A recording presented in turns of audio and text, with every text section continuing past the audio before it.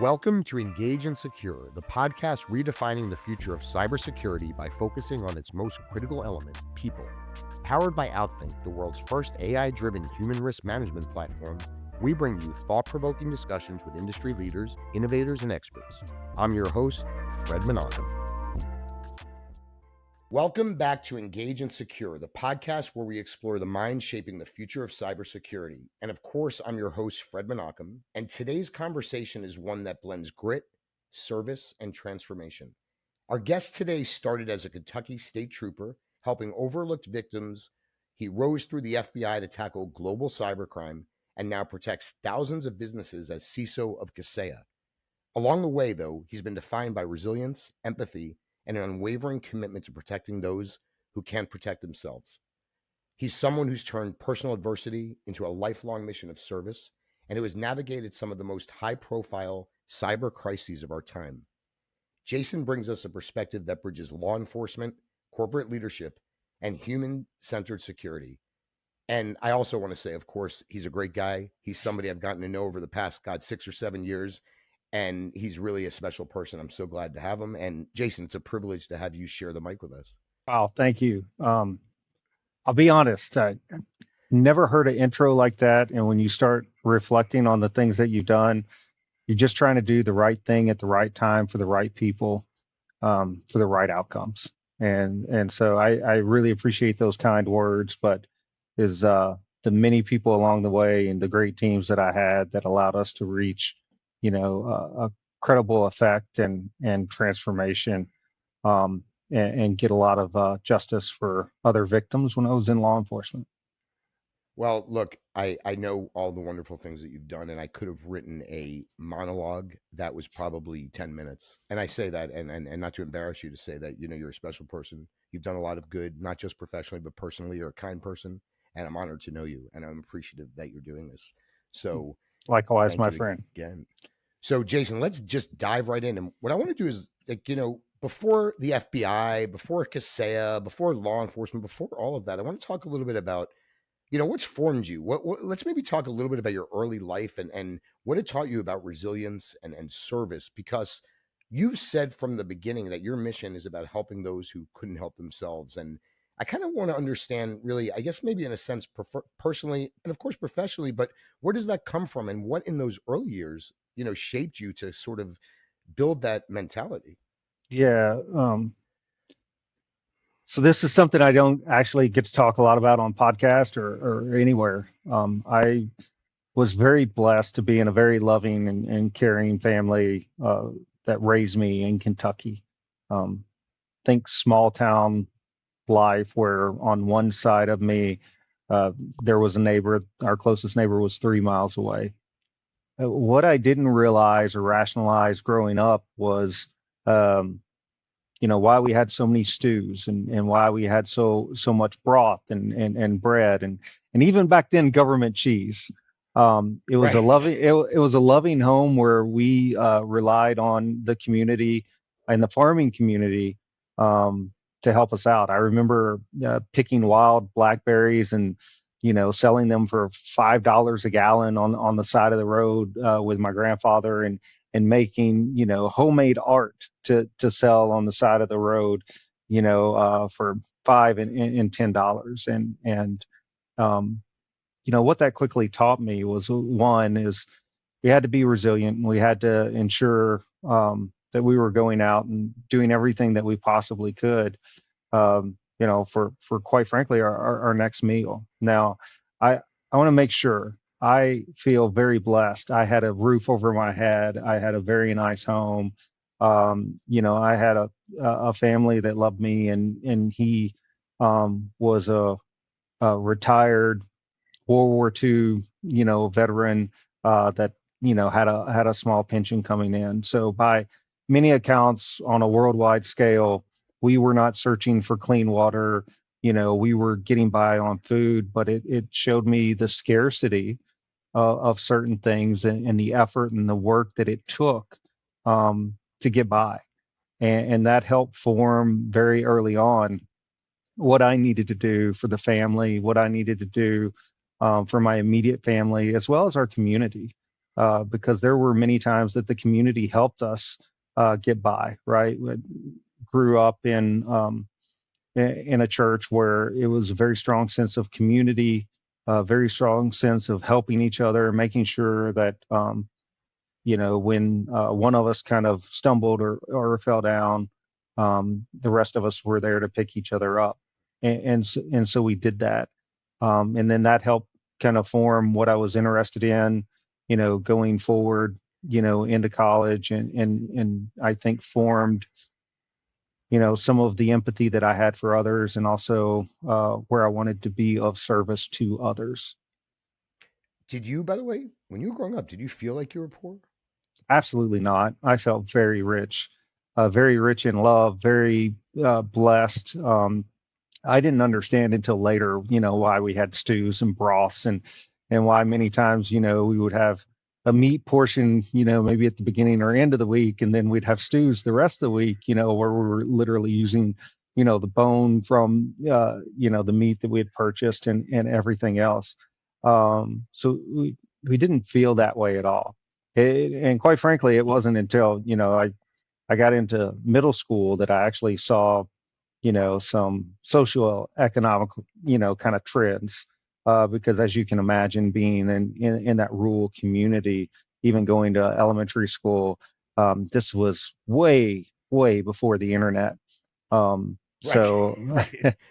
so it was, many of the people uh, that we kind of knew, whether it was from church community or elsewhere. Well, so you said you saw some things you're talking about in school, kids making fun of each other, right? Like kids that had Yeah, I more mean, bullies or that kind of thing. yeah, I don't know how middle Yeah. school is today, but usually in middle school, that's where those are some of the transformative years where you see people gravitating towards one of another, kind of either being cliquish, the quote unquote Sure. bullies, whatever else, and then understanding that there's societal norms and pecking order and et cetera. I always hated those bullies. By the way, Jason, I was the guy who like would make the kids that the bullies would make fun of cool, and then I wasn't tough physically, but I would always intimidate to leave those kids alone, and I hate people like that. But all joking aside, it's so I not joking, but I was listening to you talk about blackberries. By the way, do you know? I don't know if I told you this. I spent all my summers in Cleveland, Georgia, in the mountains at a No, summer you camp. didn't.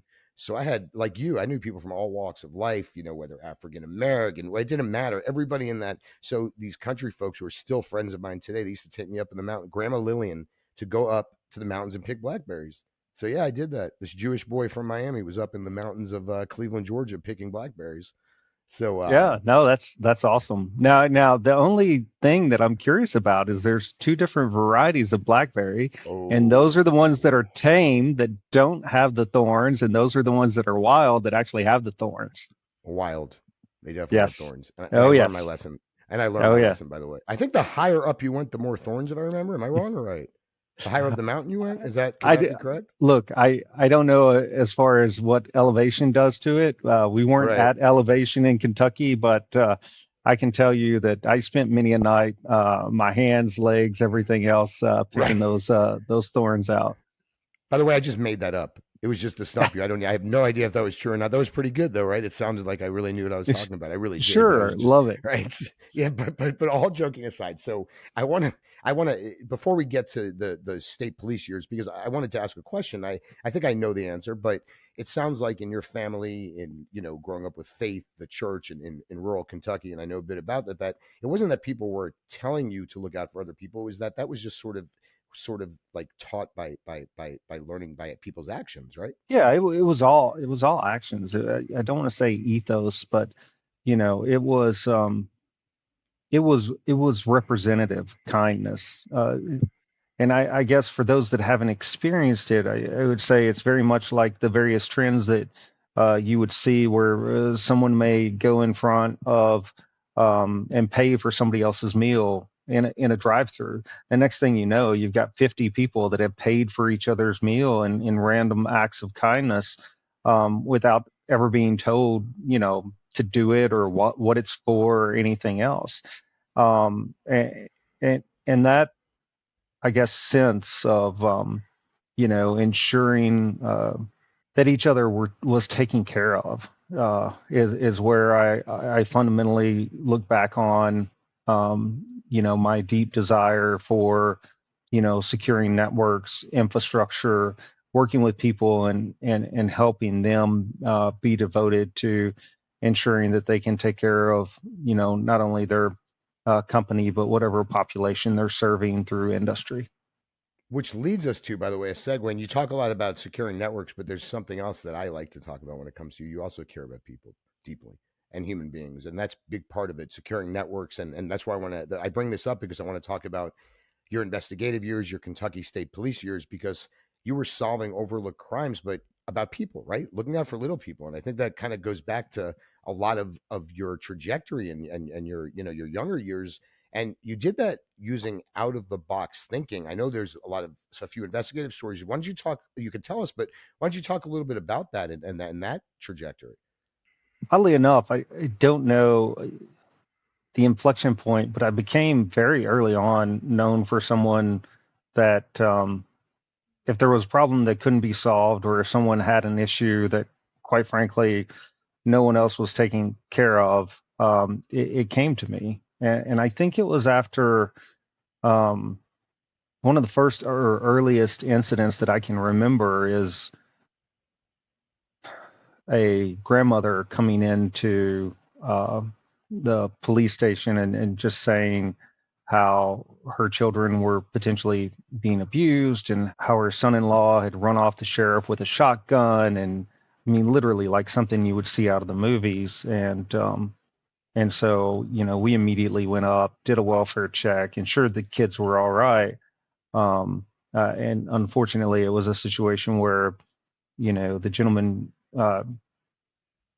chose violence and tried to, um, you know, go get a weapon of his own. And I'll just say that we were able to, unfortunately, it was just I that was out there. In retrospect, by the way, you should never be alone on any kind of domestic. Um, I was young and I was very fortunate not to encounter, and be hurt, or some other tragedy befall me. Um, but was able to quickly subdue him. And one of the things that I found most interesting is after he was subdued, as you can imagine, there was an internal investigation. And at his bedside, he actually apologized to me and said, "I am so sorry uh, for, quote unquote, making you do what you had to do to me to obviously affect the arrest." And apologized for what he was going through. And I tell that story because it's not about whether somebody had to use force or what happened. It's that you're oftentimes meeting people the worst day of their life, and you have to be empathetic for what they're going through, regardless of what they do to you, right? I mean, ultimately, it would have changed his life and my life drastically if I would have let him go in the house and get a shotgun and obviously do harm to me. And unfortunately, I was able to prevent that. But this poor individual was going through things of his own, right?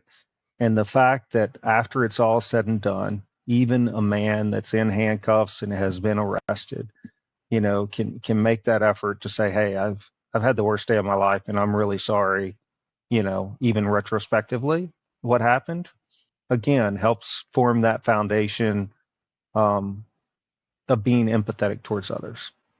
I think, and I want to have one or two more questions. I want to move on to the next part of the this next segment because I could talk to you all day. But I think what's actually on a personal note, what made me gravitate towards you and really like you, Jason, is that yes, you are logical, right, and you can solve things in an incremental way. But you're a kind person, and I think this speaks to.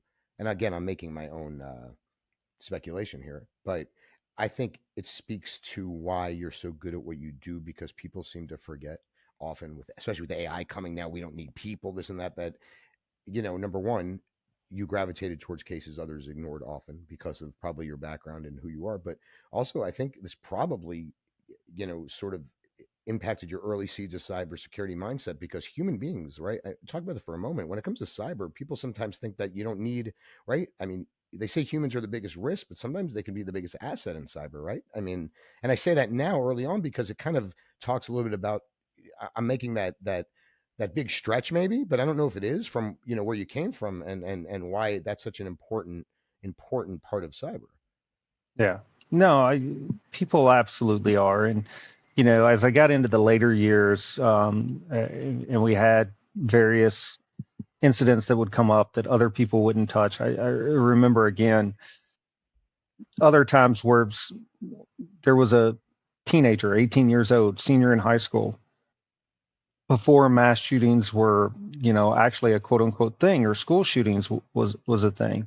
Back when instant message had just come out, she was literally stealing someone else's, internet, uh, terroristically threatening and threatened to like pull fire alarms, do ungodly things to people as they came out. Use your imagination. I don't want to get you canceled or wherever this podcast exists.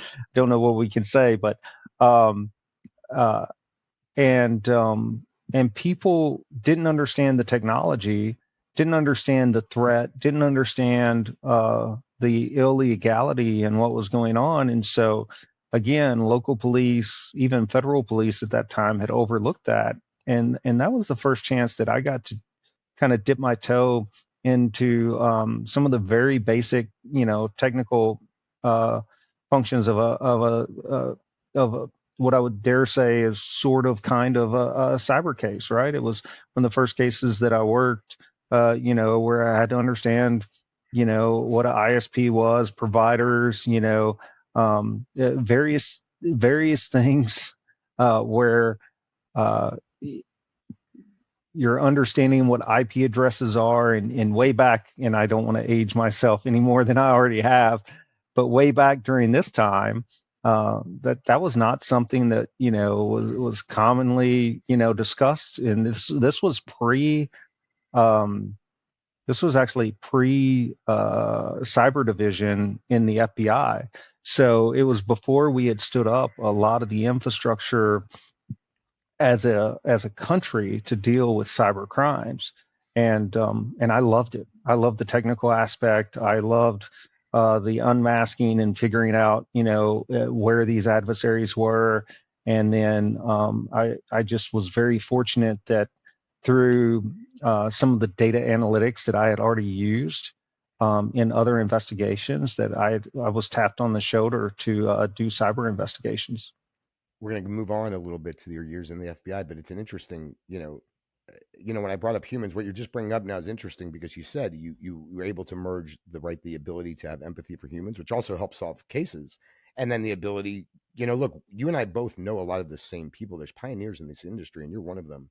And you like that, Jason? Yeah, pioneer. But you are because guys, folks, you and I know people across the country and internationally that do this that are our age and older and close to it. And Tim Ramsey, guys like Tim Ramsey, people like that who had to learn basically not having that background. And I bring up and I say that because I think in many ways what makes all of you so special is the ability to merge the human with the technical.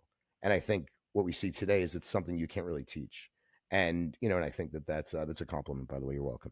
But I No, think I that appreciate I'm it. kidding. No, it's just I was trying to make you laugh. But all joking aside, and I think look, I have this capacity to see things that others don't, and I understand humans in a different way. I'm not a CISO guy, but the other day I was trying to solve. I'm always trying to solve things that other people can't.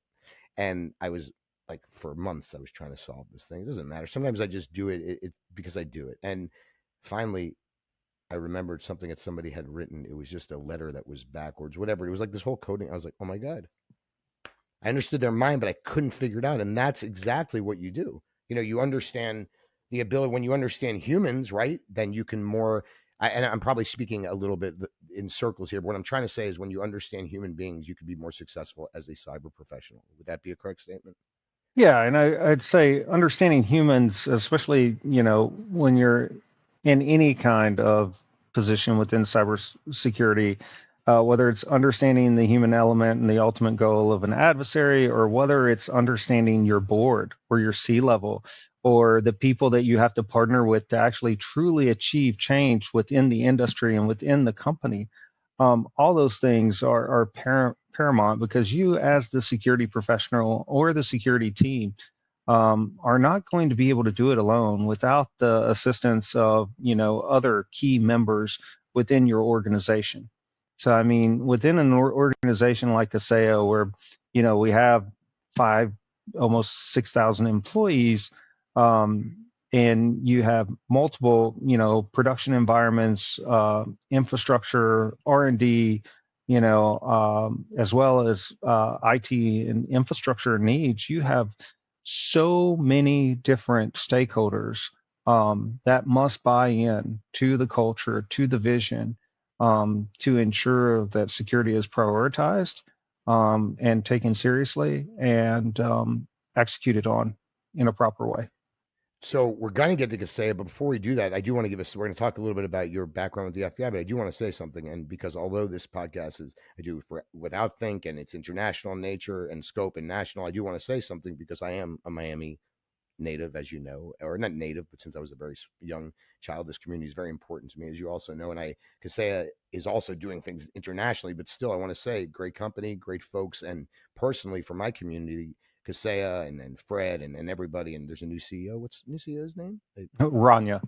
Rania have done amazing things for this community. So I just want to say out here, thank you to Kaseya for all that they've done to invest in our community, not being from here, and truly making an impact and making Miami-Dade even a greater community than we already are. So I wanted to throw Yeah. that out there because truly, personally, for somebody who's been so invested in this community, uh, it's great. It's a great company doing great things. But we could continue that. Let me, because I know we have a limited time and I can talk all day and it's not about me.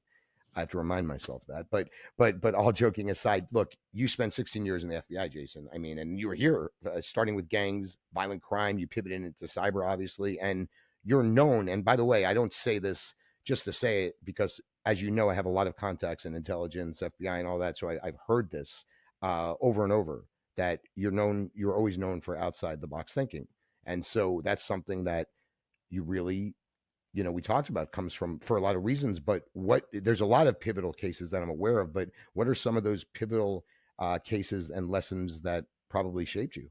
Yeah. So when we're talking about cybersecurity, one of the biggest things is the public-private partnerships that not only I had a direct hand in, but like building the Microsoft Trust Center and getting that done from the ground up. It was unbelievable how big of an issue it was for the government to actually have space in a private entity. And oftentimes, again, it's understanding your stakeholders. And when I was able to do enough research, I was able to show a correlation and show that there were many other areas like airports. Believe it or not, airports are private, and the FBI oftentimes has space there, and we were able to take that model and we were able to duplicate it, with Microsoft and other large companies, where we were able to do, obviously a shared service model that was uh, very helpful for not only the government but Microsoft also, and it culminated in the Microsoft Trust Center that we got to build, which was absolutely amazing. But one of the things I'm actually most proud of is one of the things that's not necessarily related to cyber, but had a huge impact on. Yeah, it was one of the very first cases that we worked. It had a huge impact on the community. So the community that we were in, because I was a former Kentucky State Trooper, I immediately got assigned task force coordinator of gangs and violent crime. I went around again to all the stakeholders, which at that time were the chiefs of police, and talked to them. Figured out very quickly that there was a huge murder problem, um, and that the homicide rate had rose exponentially over the course of 5 years. And it was very easy in talking to all the stakeholders to quickly identify some of the root causes, and one particular associated gang. And so using that data analytics, and again, this was back in the time when There was like one computer in an FBI office, Jason, and sorry to stop again, you, but where were you though? Do you talk about Miami? I'm trying to. Well, this was no, southeast. I mean, where was this? no, Give us a little more. this Give us a little this more context. this was about a 2 hour. We were about 2 hours away from Chicago. This was the Quad Cities, Okay. up in the Quad Cities. Okay. Okay. I just wanted to throw Um, that in there. and so Okay. they were a bunch of gang members that are associated with Chicago affiliates, um, and and and and why the murder rate was so high is they were trying to get the street cred and reputation to actually make it into the Chicago organization. It was actually, more violent at the time than certain parts of Chicago. Now, remember, this is decades ago, so the landscape has changed. Right. Yeah, so very quickly was able to utilize a lot of the different components of the FBI as far as the behavior analysis unit, as far as a lot of the information that they had on crimes and statistical information. And we were able to do various overlays that ultimately resulted in quickly identifying, heat maps and areas where, this activity took place. And then with the behavioral analysis unit, we were able to quickly identify who would most likely be someone that would be a human informant that we could utilize. We worked on getting the chiefs of police to provide resources to very quickly move and try to identify that person within the community.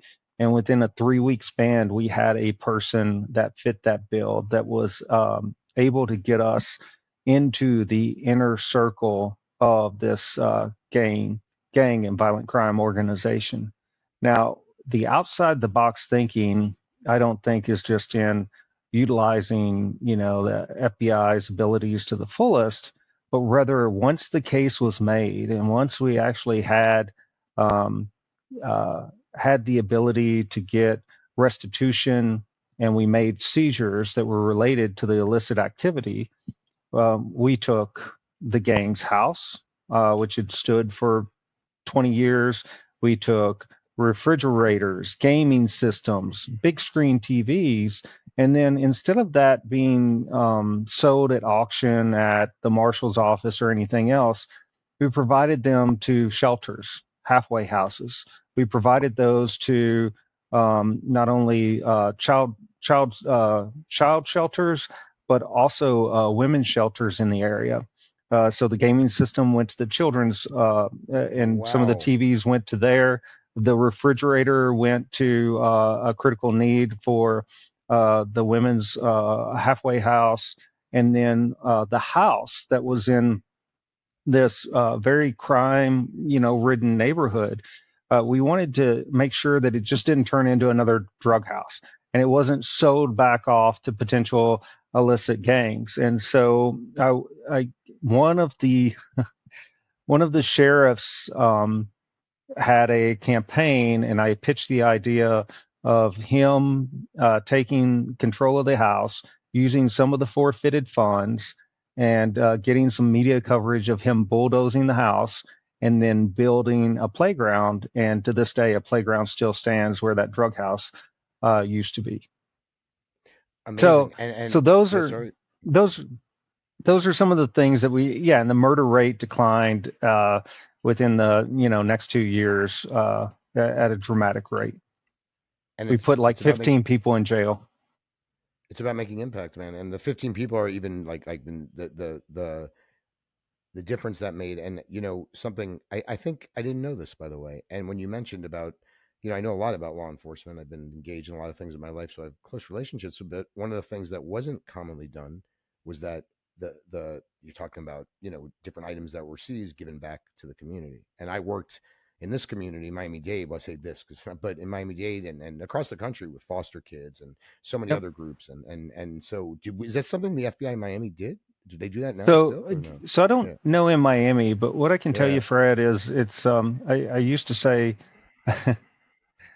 most of the time when you're doing things in the government, it's like you're doing things for the first time. So Right. the initial response that you get when you have these ideas is you can't do that, right? This can't Totally. be All done, right. right? Can we And do another so podcast about this, by the way? Right. That's right. so Right. so Yeah. so it's overcoming that, and it's having the tenacity to not necessarily take no for an answer, and then find ways around that. So I don't know if today those programs still exist because that was so long ago. They should, and I would like to think that there are ways to make sure that that's done. Um, but that in and of itself, for a while, was a full-time job. Finding that out, Right. right? So it's not always easy trying to do the right thing, and um, it takes a lot of It's time. Hey, Jason, it's never easy doing the right thing in the sense of that what I'm saying, what I mean is that it's a lot easier to just keep the status quo and keep your eyes closed. And, I think that somebody like you, and I could say this for myself sometimes, and I think, of course, this has a lot to do with your upbringing. Just because it's not easy doesn't mean it's not right, and it's so important. And, and I'm glad and proud that you're doing that. And I also, you know, I think that, here in Miami-Dade County per se, I'm talking this community podcast is, like I say, is for a lot of folks, but I think that there's a lot of programs here that have been emulated throughout the country, state attorney's office and things like that, building shelters and that kind of thing when you're trying to take down, human trafficking stuff and all of that. So that type of stuff that you're doing, I think probably has been noticed. They just may not realize that you're the one who did that. And what I mean Yeah, is across the country, have been changes. So thank you for that. And I want to ask one more question. I want to talk a little bit about Kaseya and the attack and your transition to CISO. But what do you think, like in those FBI years, and also if there's anything else you want to add before we go on to that sort of trained your mind to from a cyber perspective, because you didn't start at the FBI and cyber, but then you sort of were moving into it. But what sort of got you to think the way that you think from a cybersecurity professional, and also how did you get into that? Like how did yeah, that?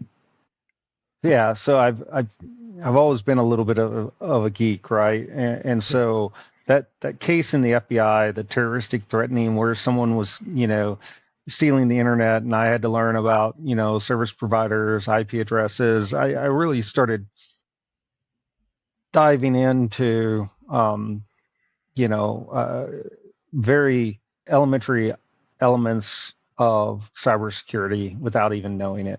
And even with these gangs and violent crime, what I was beginning to see, even in my tenure, was especially in the latter years, we saw gangs that were moving to um, the internet for fraud opportunities instead of drug sales. So the gang that I just highlighted, right, was very heavily involved in trafficking cocaine and then making crack cocaine and what you would generally typically think of gang activity. But even within a 5 year span, what we saw were certain gangs that were going away from that and doing elements of business email compromise or other kind of cyber fraud because they found it more valuable, right? And less of punitive damages, meaning that if they got caught, they would spend less time in jail. They were less likely um, uh, to be in confrontations on the street with other, gang affiliates and entities. And at the end of the day, they were just trying to, I say they were just trying to, um, they were trying to obviously fund their enterprise, right? And expand their enterprise. And the way in which that they were doing that was online. And so yeah, really early on, I got really interested, and I was very fortunate to have someone that saw the way that I was thinking about data analytics, the way I was using data analytics, especially in not only criminal cases or gang-related cases, but also in some healthcare fraud cases where it was very easy to see with certain Medicare data just these huge outliers, which would lead to these huge investigations and huge recoveries for the government. And it was all just looking at the data, and it's all constructing the data. And I had a wonderful, uh, I be the equivalent of a CEO come to me and say, "We need somebody that thinks about data aggregation like you in cybercrime."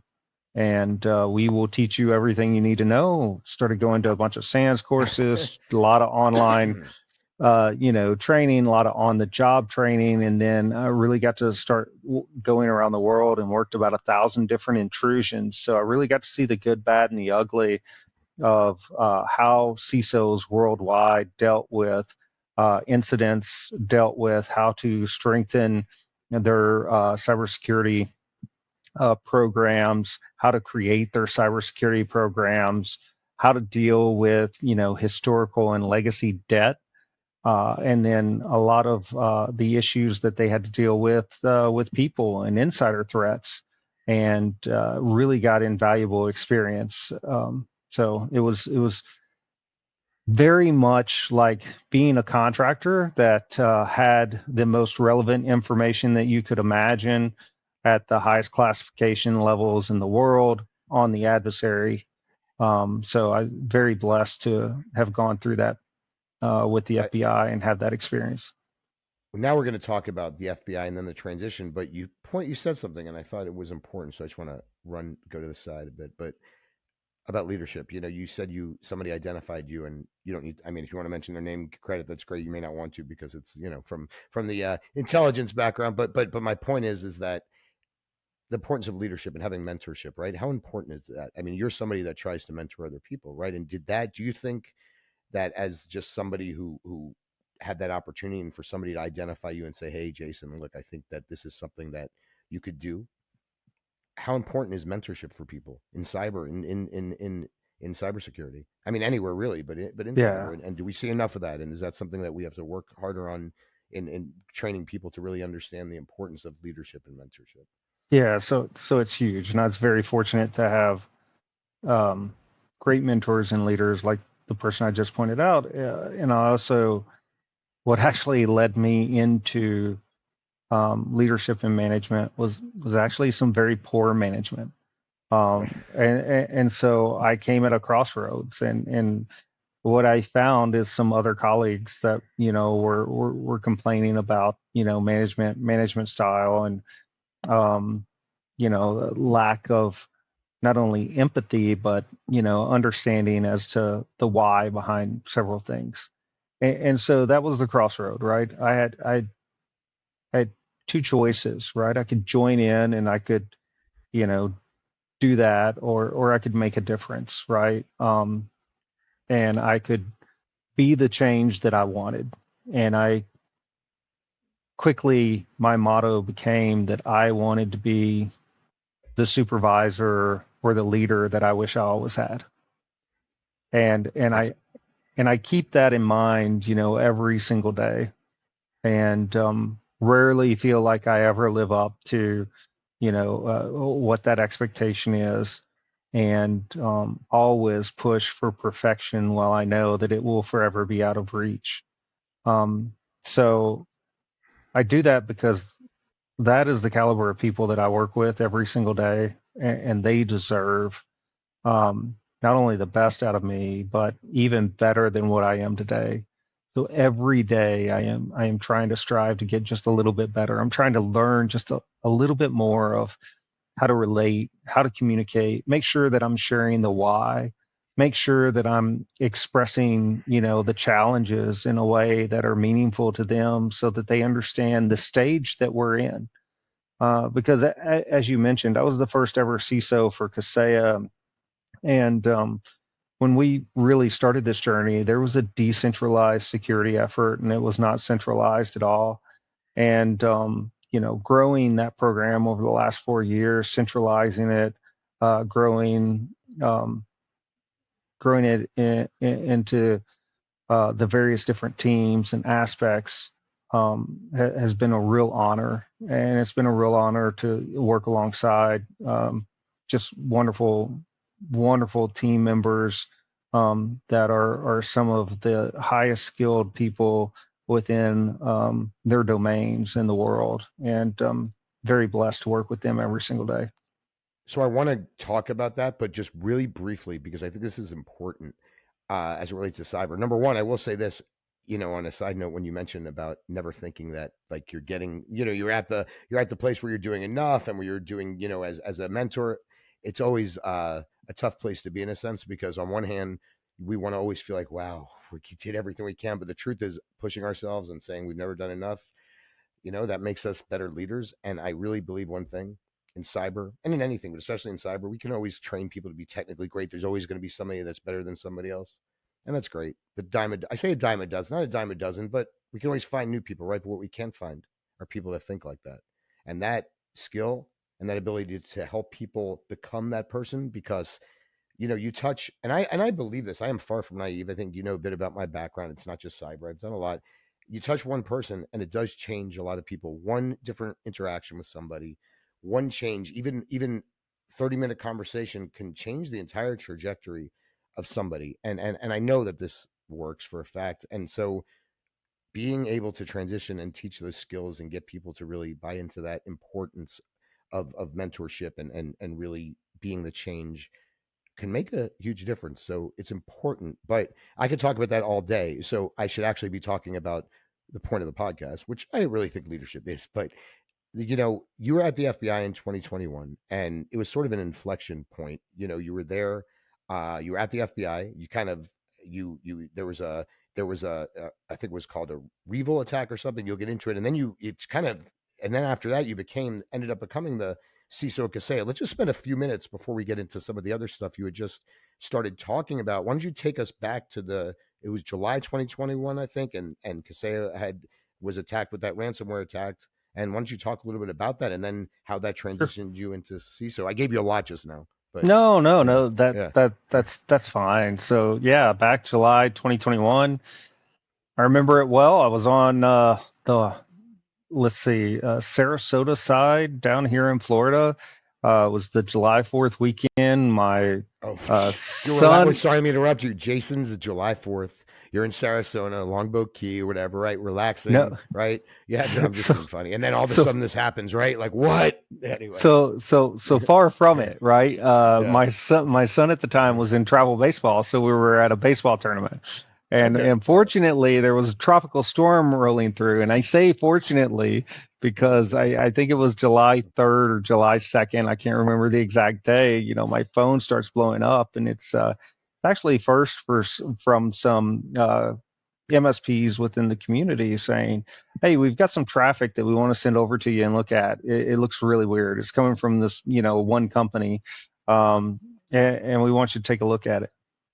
So I got two or three calls like that before I got a call from Kaseya, and yeah, and it was interesting because they were like, "Yeah, our EDR stopped this. We've um, we're not using this product anymore right now. We've segmented it, yada yada." And of course, the first thing I'm asking about, do you have a loss? Has there been an intrusion? Has this happened? No, no, no, no. We saw it. It was odd. Cut it off immediately. It's all good. And then we get the call from Kaseya, and quickly what we find out, over the course of the next few days, which, the cross stares of my wife looking at me like, why are you on the phone 24/7? Oh no, Oh right, yeah, you can imagine, right. but no, Oh no, she's a saint for putting up with me. So if you're watching the podcast, thank you, dear. Um, you heard that but here, right? yeah, but what I'll say is we quickly came to find out that about 57 of Kaseya's customers that were MSPs were affected, and they were affected by the R evil, and their downstream customers had been ransomware, and so I coordinated the U.S. effort and response for that. And during that response, what we were able to do in collaboration, with Kaseya is ultimately within about a week and a half, we were able to get the encryption key. That's virtually unheard of. It has only been done 3 times. In my 16-year career, I'd only seen that done 3 times. Wow. Unfortunately, it was too late for some of the victims. Some of the victims had already, paid to have their, information decrypted.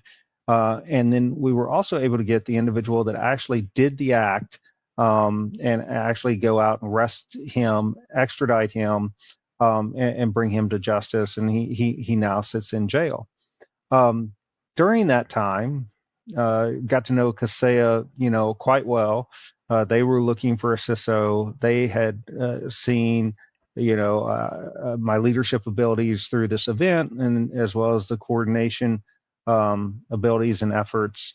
And after a lot of, prayer and talking with my family, and a really good friend that had basically,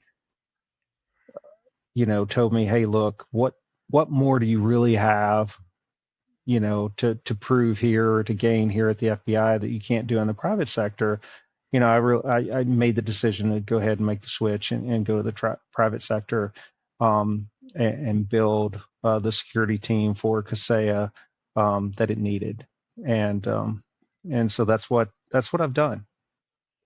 Well, you did tell me something once. I hope I'm not going to get in trouble here, but uh, everybody's looking like.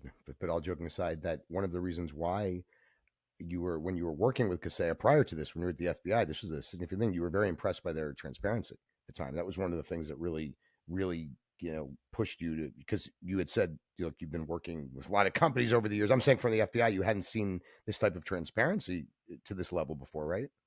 Yeah, it's very rare to Yeah. see, Yeah. companies come out and be so transparent. And one of the things that Kaseya did, I remember going and visiting them during the incident and talking to, the Fred, Joe Smolarski, who was the COO at the time, Fred, who was the CEO at the time, and all their salespeople. They weren't making sales calls. They were communicating with customers as to what was going on. And then, what was really interesting during that July 3rd weekend was we would get off a call with Kaseya and different departments of the U.S. government. And literally, what they had briefed us, we'd see like pop up on their website about 30 or 45 minutes later. And that just usually doesn't happen. There's usually some kind of very generic statement. Um, uh, it has gone through 15 different PR firms. It comes out several days later. And so that, I was pretty impressed with. And of course, I saw the video like everybody else did, of Fred Vicola, who was very honest. He's CEO at the time. What was going on, right? And making that video plea to Yeah. everyone. So so yeah, all that was very impressive. And while we're very blessed to have a history that has led us to where we are now, we're also equally blessed to have, new leadership, and a new vision, that's leading us into, this new era of agentic AI, and you know, uh, and what Kaseya is going to be not only today but tomorrow. So some very exciting times.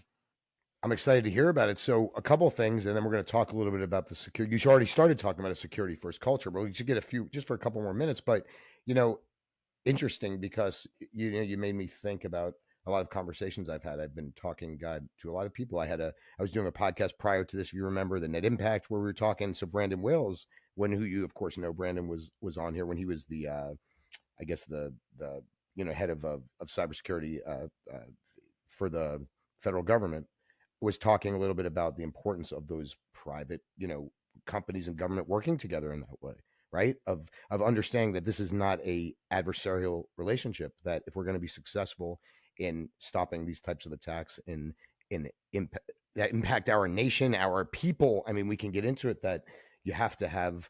the ability for companies to be transparent and to work, and we have to work together. And I'm just saying that's just a statement I'm making. But I think you've already, said that it's so important. So the fact that Kaseya was doing that, I think probably had a big impact on why you decided to go over there, right? Early mandate when you go in there, right? First of all, you had to shift your mind from enforcement, prosecution to defense leadership. And then, you had to build a security first culture, and you had to centralize security, unified teams, right? Raise standards. So, you said to me that cybersecurity, or you said it in not so many words, but is a journey, not a destination. So why don't you talk a little bit about that transition, and then what did that look like in practice at Kaseya?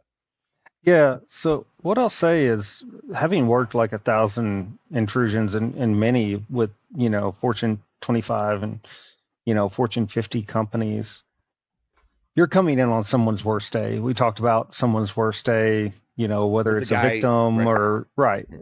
You're coming in on someone's worst day. And actually living through that and having experience versus doing tabletop exercises, there's really, as much as we like to think, a tabletop exercise is not going to do, a full intrusion justice.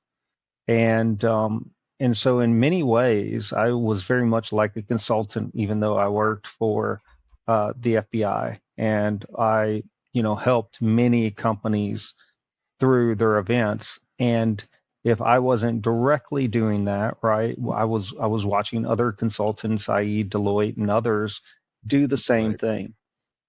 So I was very blessed to already have a very good idea, a very good network of other CISOs, already see roadmaps, and already have um, essentially good structures that where we could align with frameworks like NIST, um, and very quickly identify gaps, issues, and problems that needed to be addressed. And within a two week span, I was able to, very quickly, show some of those fundamental gaps that we could start addressing. And then it is just constant reprioritization and making sure that you're addressing the fundamental gaps, and that the company is aware of, said gaps, and are allowed to make those business decisions on risk, that are appropriate for the business. And you are constantly the risk advisor to the company. And then it is, up to the company then to make sure that they provide the support so that you can execute on either compensating controls, or potentially in certain areas they're accepting risk and understanding that there are going to be risk in certain areas of the company, um, until X time.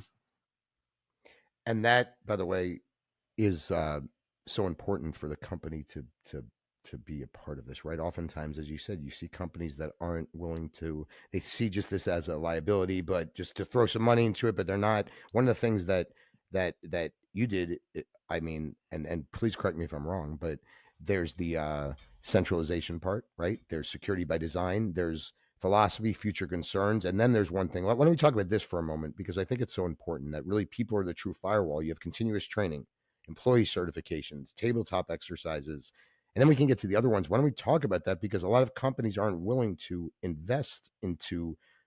I mean, tell me if you disagree, but I think people are the true firewall. At the end of the day, that's where a lot of mistakes can happen and also can not happen. So, talk about that. We'll Yeah, jump into so that. I'm a big data guy, and the biggest entry points that adversaries still have, right, are the human, i.e., phishing, or social engineering, misconfiguration, right, or known vulnerabilities that aren't being patched. I mean, that in and of itself, right there, are the three big ones that if you basically find ways to remediate and action against, are going to cover, roughly 92% or so of those vectors out there, right? Now, there's a whole host of things that, come into play where you have to make sure that you have proper asset management. You have to make sure that you have proper, you know, um, authentication, and make sure that you are allowing both people and systems right, that are properly authenticated into your environment, right? So Okay. those are some of the big things that you're constantly looking at. Um, but look, I think as a CISO for a large enterprise company, it is about finding and hiring the right talent. When you start talking about it comes down to people, it really comes down to people that can meet you where you are in your journey. A prime example, when I was early on in my journey with Kaseya, I needed some people that were multifaceted and multi-talented that could wear several different hats. Now we have 17 different security teams, that are very, very technical, and I need something very different in certain skill sets that we're hiring.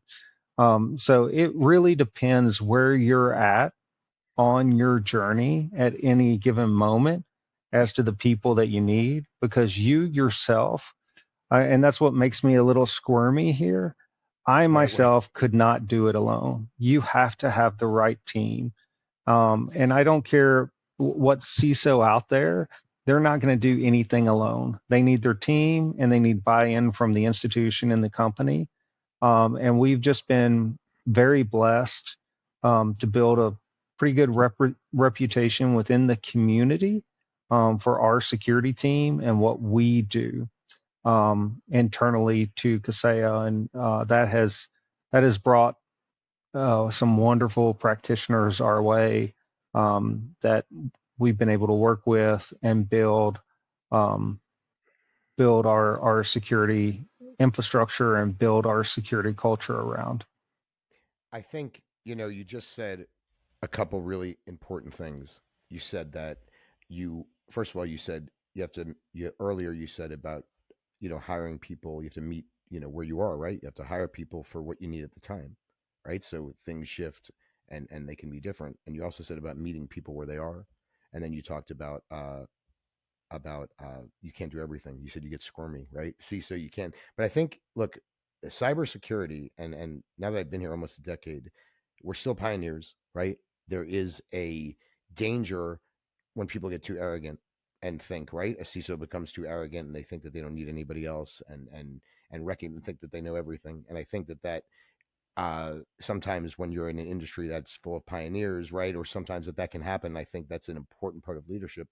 But also, I wanted to ask a question because you talked about your needs change, right? The kind of people that you would hire, right? Depends, right? Right now you need this, but at the same time, there's got to be some fundamental qualities that no matter where you are at the time in people when, and I'm not talking about just a Kaseya, but Kaseya, of course, but you, right, Jason, you've identified things. What are those key, fundamental, most important things when a younger person or somebody, more new in the industry wants to, and comes to the door, and if they fit where you are from a tangible perspective at the time, what qualities always matter?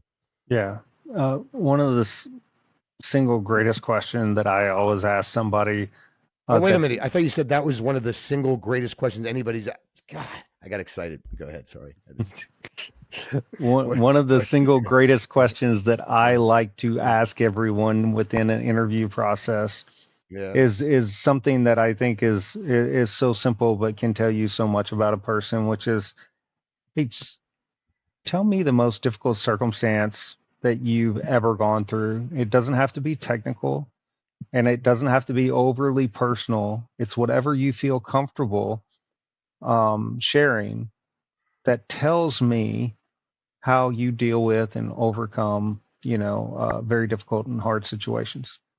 And so some of the worst answers that I absolutely get from new um, people right out of college is, oh, well, there was this project and on this project, no one wanted to help. So I just took the entire project over and we got an A because I did all the work, right? It immediately shows me that they don't have, any ability to, directly have any kind of direct confrontation, constructive confrontation with people to actually overcome issues. It tells me immediately that they may even not want to bring up issues. It tells me immediately that, it just gives you a lens into what, they're potentially lacking versus I had someone, and I've talked to him. I can share this story. Good. I had I had someone that said, you know, 2 years ago, I would have never thought that I'd been where I'm at now with the company that I'm at. And I'm like, okay. She said, as a single parent, I was on the verge of being homeless and then went in to all the difficulties she had, struggles that she had, and then how she found and taught herself um, cybersecurity, how she got a job in cybersecurity, how she excelled in that job and got a promotion, and then how she got into leadership. And then within a 2.5 year period, paid off her house that she has, set up a college fund for her kid, et cetera, et cetera. So you tell me, who are you going to hire as a leader, right? It seems very simple, but when you talk about intangibles, now I have, before they ever get to me, right? Whatever Yeah. the technical component is, we have a whole technical component and exercise, right? It's part of our playbook of when we go through um, the interview process, and Sure. that's one of several like character questions, as well as depending if they're leaders or not, asking about certain leadership aspects and philosophies, and then giving them some certain scenario based decisions really helps give me a understanding of how they are able to quickly communicate, how they are able to quickly take information, distill it, and succinctly provide it back, and then a good understanding of what type of leaders they are. And look, no interview system is necessarily perfect, but that has allowed us to have some really stellar, retention rates, and get some really good people in the door that have collectively the right mindset to um, understand the difficult problems at hand, and collaborate with others to get them solved. Well, I know we have a few more minutes and I have a couple more things, but I did want to say something. It's a beautiful, I mean, you and I are aligned, I think, in many ways, certainly on that. And I said earlier, and we both were sort of talking earlier about when you touch one person, right, it changes the dynamics of the world. And that is sort of when somebody answered your question in a real way. You talked about him talking about the homeless woman who, or I think it was a woman, I don't, anyway, the homeless person who went through that and then became an expert. But that's exactly the point, right? And that's why humans play such an important part. But I think we're living in a world now where people are more willing and open to start talking about maybe things that are real and authentic because we all go through things. You're on a podcast now talking about how you grew up, right? I talk about in my life I've had ups and downs and struggles with mental health at times, and worked hard to work through those. And I think that's a beautiful thing that we can share those things. And those things are if we fight things and work through them or grow from things, and those are assets, not vulnerabilities. So I think that's great. And I wanted to ask that question because I thought it was important. So I hope that younger people listen to this and see that they can be their authentic selves and not try to impress others with something that's not impressive. So anyway, okay. Now I think we've spoken about a lot. I hope that I was able to get into some of the things that you had wanted to, but I know that I want to look ahead a bit, right? Because you're only 30 and you're going to be in this, you're not even not even a laugh. My God, I need to work on my jokes clearly, but uh as we move ahead, right, as cyber grows again, we're in, this is early, pioneers in this industry. And so what is keeping you up at night? Let's start with that. And why don't we start with that? What keeps you up at night? I mean, what do you think, and what do you think that uh, is it AI threats? Is it supply chain? Is it insider risk? Like, what is your biggest concern? Yeah, so there are many things that keep me up at night. Fred Menachem calling you at 2 a.m. asking if you're set for the podcast, maybe as one of Uh, them. yeah, Right, no, yeah, I, yeah, you know, I, I have two kids, so they're not young, Yeah. so they don't keep Right. me up in that regard anymore. But look, you're Right. always concerned about the safety of your family, right? Right. Which will keep you up at night. But in the arena of cybersecurity, right, it is the unknown unknowns, right? You may put various controls in to assure yourself that you have a total understanding of, the network, or you may have a total understanding of rogue assets or X, Y, or Z, but it is the unknown unknowns, right? You have a process for third party risk. You have a process for all the things that you're supposed to have, but there's still an element of what is unknown out there that could potentially happen. Um, and those are the things that we're constantly seeking to make sure that you have resiliency and you have controls, and that you're trying to think and be um, anticipatory about what those unknowns are, making sure that you're ranking those, making sure that you're addressing them, and that you have controls around them. The other thing that I constantly worry about is that human element, right? Right. Making sure that we put the proper controls in place to the extent that is possible.